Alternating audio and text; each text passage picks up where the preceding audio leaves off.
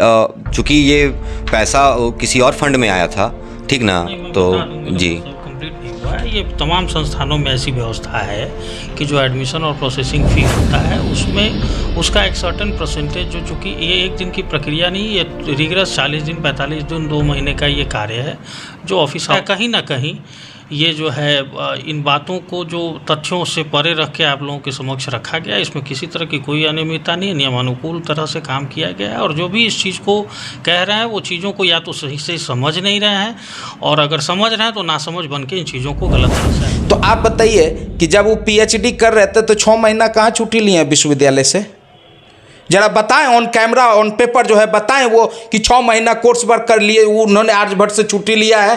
वो रजिस्ट्रार थे, वो कंट्रोलर थे, वो एफओ थे, ये तीनों चार्ज रहने के बाद भी जो आदमी। और मुझे एक बात को और ₹100 पर हेड करके 4000 बच्चों ने फॉर्म भरा तो कुल जो जमा राशि होती है वो 60 लाख रुपए होती है, जिसमें से जो हमारे पास सूचना है वो 30 लाख रुपए खर्च हुए और टैक्स काट करके 27,30,000 रुपये।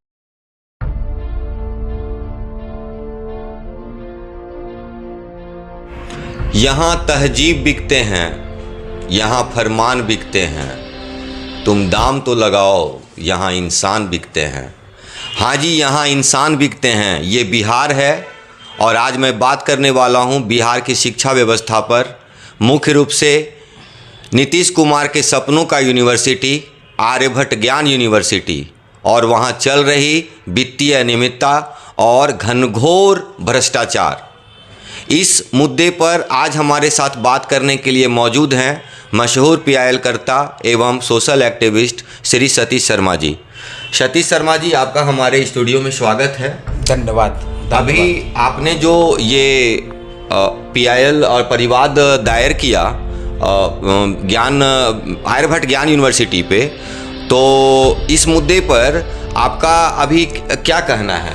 देखिए, आर्यभट्ट ज्ञान विश्वविद्यालय की बात आप जो कर रहे हैं, ये सही बात आपने कहा कि माननीय मुख्यमंत्री का सपनों का विश्वविद्यालय है और यह शोध के लिए जो है उस विश्वविद्यालय का निर्माण कराया गया था। और आज वह शोध विश्वविद्यालय नहीं रहा, आज वह अफिलिएशन देने वाला विश्वविद्यालय है। एफिलिएशन, सिर्फ अफिलिएशन देने वाला। और उस अफिलिएशन से वहाँ के अवैध नियुक्त कर्मी, फर्जी तरीके से उस विश्वविद्यालय में कार्यरत कर्मी जो है, आज उसको अफिलिएशन दे दे के इतनी गहरी मोटी कमाई कर रहे हैं कि जिसका आप अनुमान नहीं लगा सकते हैं। और एफिलिएशन से आपका क्या तात्पर्य है? किस तरह का एफिलिएशन, किसको दे रहे हैं? देखिए, जितनी भी वहाँ कॉलेज का अफिलिएशन जो दिया जा रहा है, चाहे वो नर्सिंग कॉलेज हो, बीएड कॉलेज हो, जितनी भी कॉलेजेज हैं, आप जा करके देख लीजिए। सब कॉलेज की जांच आप SBU से करा लिया जाए, विशेष निगरानी इकाई से सब कॉलेज की, सब विश्वविद्यालय के अंतर्गत जितना भी कार्य किया गया है उसकी अगर जांच जो करा ली जाएगी तो मगध यूनिवर्सिटी से सबसे बड़ा घोटाला वहां निकलेगा। ये मैं नहीं कह रहा हूं, ये AG ऑफिस का रिपोर्ट कह रहा है। एक घोटाला रहे तो ना, यहाँ खाली घोटालों का जखीरा है। ये आप समझिए कि वह जो है वह विश्वविद्यालय ये समुंदर है और यह सब जो है जहाजी लुटेरे हैं। ये लोग अवैध षड्यंत्र तरीके से जो है एक सुनियोजित ढंग से, चाहे वो अफिलिएशन के नाम पर लूटें, चाहे बच्चे के फीस के नाम पर लूटे, चाहे वो जो है आपको ये विश्वविद्यालय में जितने भी कॉलेज हैं उस सबका अफिलिएशन माफ़ कर देते हैं, या तो उसको क्या करते हैं, बच्चों का फीस जो आएगा उसको बंडरमाट कर लेंगे। किस विश्वविद्यालय परिनियम के तहत जो है वो फीस बांट लेते हैं? आपको हम एक बात बताते हैं, निबंधन से जो शुल्क आता है वो जनरल अकाउंट में रखते हैं, उससे 50 लाख की क्षति हुई है। वो किसी का पर्सनल पैसा नहीं है ना। जो पैसा सरकार विश्वविद्यालय परिनियम के द्वारा ही जो पैसा आपको FD अकाउंट में रखना है वो जनरल अकाउंट में कैसे रखिएगा? ये मेरी बात आप समझिए। ये मूलतः कारण क्या है? ना वहाँ रेगुलर VC हैं, ना रेगुलर रजिस्ट्रार हैं, और जो रजिस्ट्रार है भी वो क्या उसकी बात कहा जाए, उस पर कोई भी तंज कसना ही बेवकूफ़ी के समान है। तो उसके बीटेक का डिग्री में 25 125 मार्क्स आता है।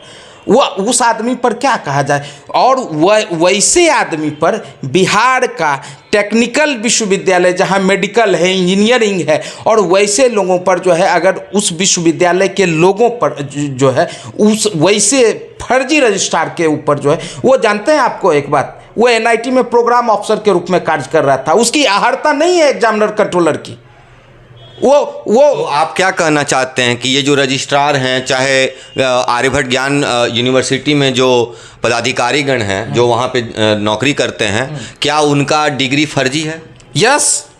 तो क्या आपके पास उसका आधार है? बिना आधार की बात नहीं करते हैं हम, और PIL भी कर चुके हैं उस पर।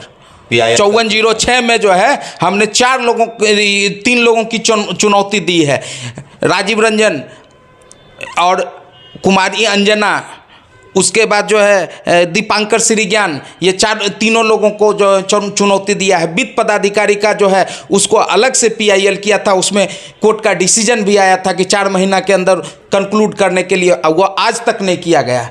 क्यों? कितनी गंभीर बात है, कितना बड़ा दुर्दशा वाला बात है। आप ये समझिए कि जिन्हें ये यूनिवर्सिटी चलाने की जिम्मेदारी सौंपी गई है, खुद उनके पास प्रॉपर डिग्री नहीं है, ऐसा इनका कहना है, और इन्होंने उनके विरुद्ध केस भी किया हुआ है। आपको एक बात और हम बताएंगे, NIT से वो PhD करते हैं। जहाँ तक मैंने उनका एक कार्ड देखा था कहीं, वो एक आदमी ने मुझे कार्ड दिया था, उसमें लिखा हुआ है कि NIT से उन्होंने PhD किया।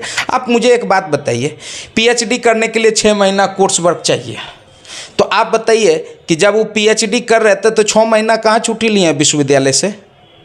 जरा बताएं, ऑन कैमरा ऑन पेपर जो है बताएं वो कि 6 महीना कोर्स वर्क कर लिए, वो उन्होंने आर्यभट्ट से छुट्टी लिया है। वो रजिस्ट्रार थे, वो कंट्रोलर थे, वो FO थे, ये तीनों चार्ज रहने के बाद भी जो आदमी, और मुझे एक बात को और अति रहता है, वो जब PhD करने के लिए गए थे तो वो परमिशन किससे लिए थे? कौन परमिशन, कौन BC उनको परमिशन दिया था PhD करने के लिए? जब आप हायर शिक्षा के लिए जब जाइएगा तो आपको परमिशन लेना पड़ता है। आज आप कुछ सबूत भी लेकर के आए हैं हमारे स्टूडियो में, आज वो क्या है? आज का जो टॉपिक जो हम लोग रखे थे कि आज का टॉपिक है कि विश्वविद्यालय में जो है, आपको क्या हम बताएं, नर्सिंग एडमिशन टेस्ट 2022 चला, उसमें से लगभग जो है 1500 रुपया प्रति छात्र के दर से लिया गया। टोटल 4000 छात्र जो है इसमें अपीयर हुए। तो आप समझ सकते हैं कि कितना अमाउंट हो सकता है। 60 लाख रुपया। 60 लाख रुपया, और वह 60 लाख रुपया का बंडर बांटी इन लोगों ने क्लियर कर लिया। आप हमको एक बात बताइए, यूनिवर्सिटी का कहना है इस मुद्दे पे कि सब कुछ नियमानुसार किया गया, जो जैसा कि आपका मतलब मुझे जानकारी है कि 30 लाख रुपए बचे थे, उस 30 लाख रुपए को बांटा गया, और उन्हीं यूनिवर्सिटी के जो टू स्टेज 4 तक के जितने भी स्टाफ वहाँ पे काम करते हैं उनमें बांटा गया। तो मेरा ये सवाल है आपसे कि क्या इसमें कोई एक्ट का प्रयोग होता है अथवा नहीं? आपको एक बात मैं स्पष्ट कर देना चाहता हूँ कि इनके द्वारा कहना है कि चेक संख्या 055052 कैमरे की तरफ दिखाएं और 055053, यानी कि 2 चेक के माध्यम से 27,29,000 रुपया जो है वो टोटल 23 स्टाफ को जो है वो दिए हैं। तो क्या हमको एक बात बताइए, टोटल स्टाफ को दिए हैं तो क्या 23 स्टाफ हैं विश्वविद्यालय में? आप हमको एक बात बताइए, आउटसोर्सिंग स्टाफ को आप कितना सैलरी देते हैं? आउटसोर्सिंग स्टाफ को जो है जितना 1 महीना का सैलरी नहीं होता है, जितना कम में रखा जाता है, आउटसोर्सिंग चतुर्थ वर्गीय कर्मचारी को 17,136 रुपया दिया गया है। आपको हम बता दें कि उसको चतुर्थ वर्गीय कर्मचारी को 17,136 रुपया दिया गया है, और असिस्टेंट जो आउटसोर्सिंग से है उसको 89 यानी कि मान के चलिए 89,455 रुपया दिया गया है, और निजी सहायक को भी दिया गया। भाई निजी सहायक क्या आपके एग्जामिनेशन में कर रहा था? कुलपति, कुल सचिव, वित्त पदाधिकारी और सारे जो अफसर्स हैं, और अगर देखा इसमें 2,71,300 38 रुपया, यानी कि एगो बात बताइए कि कितना रुपया बांटा जाएगा भाई? 2,71,000, यानी कि लगभग मान के चलिए कि 3 लाख रुपया दे दीजिएगा आप किसी को। क्या है लूट? नहीं तो क्या है? ये जहाजी लुटेरे हैं या नहीं है?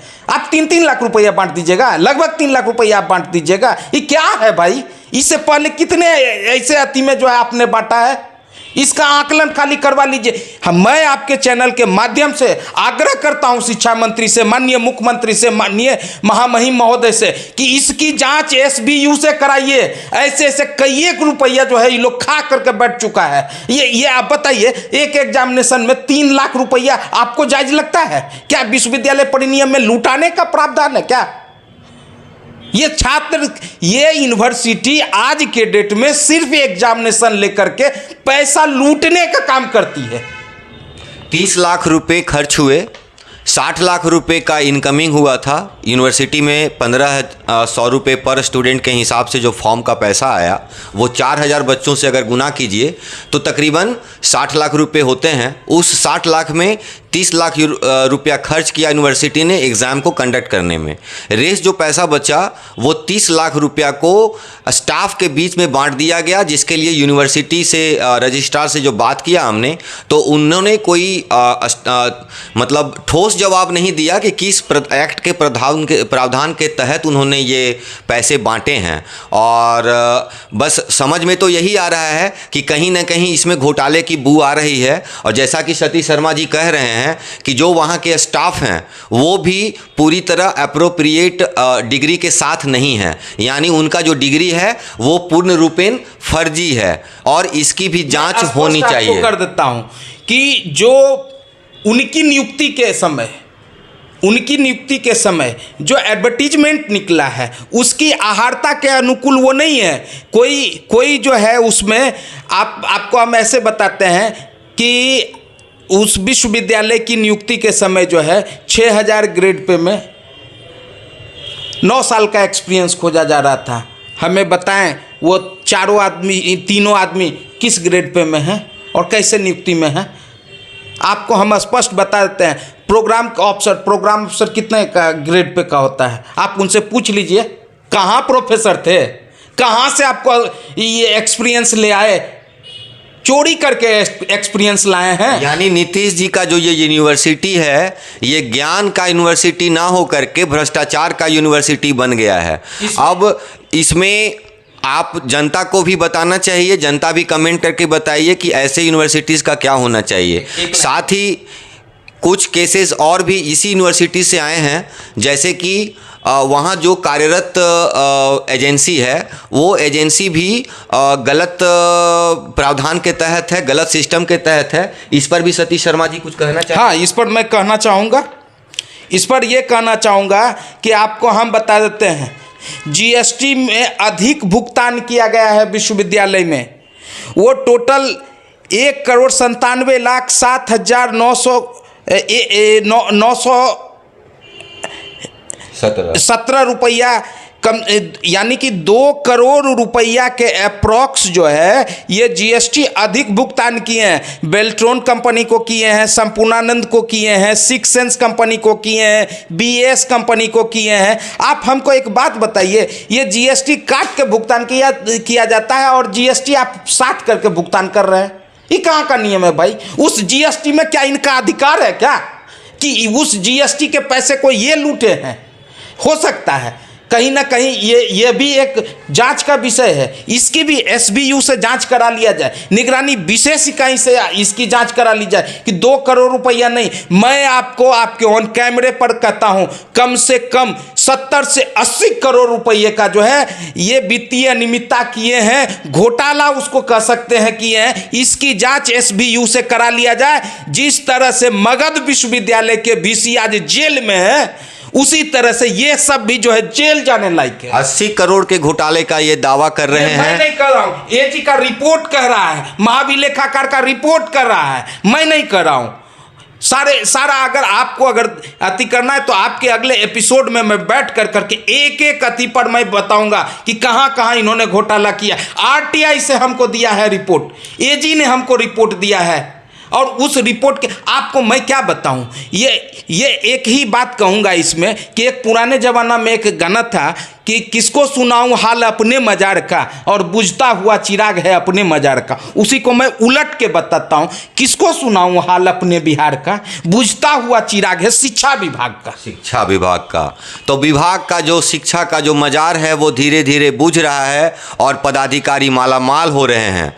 साथ ही एक कंपनी का नाम बहुत तेजी सर्विसेज, पाटलिपुत्रा सिक्योरिटी सर्विसेज वही कंपनी है जो अधिकतर यूनिवर्सिटी में अपनी सेवाएं दे रहा है इस वक्त भी, और वो यहाँ भी कार्यरत है। यानी ये जो ज्ञान यूनिवर्सिटी है, आर्यभट्ट ज्ञान यूनिवर्सिटी, यहाँ भी कार्यरत है। और ख़ास बात यह है कि मगध यूनिवर्सिटी वाले प्रकरण में ये कंपनी भी जेल का हवा खा चुका है। तो ऐसे कंपनियां जो ऑलरेडी केसेस जिनके ऊपर है, जो अपराधी के कैटेगरी में आ गए हैं, उनको कैसे जिम्मेदारी दिया जा रहा है इतने बड़ी यूनिवर्सिटी का सुरक्षा का। तो आप सब बने रहिए बिहार झारखंड लाइव टुडे के साथ। आज से हमने पोल खोल का एक नया सीरीज शुरू किया है और हम सब की बखिया उघेड़ेंगे, किसी को नहीं छोड़ेंगे, चाहे वो शिक्षा हो, स्वास्थ्य हो या कोई भी विभाग हो। जनता से मैं यही कहना चाहूँगा कि यदि आपके आसपास आस पड़ोस में कोई घटना हो रही है तो जागिए, सोइए नहीं, एक मोबाइल नंबर पे कॉल कीजिए, हम आपके द्वार पे होंगे।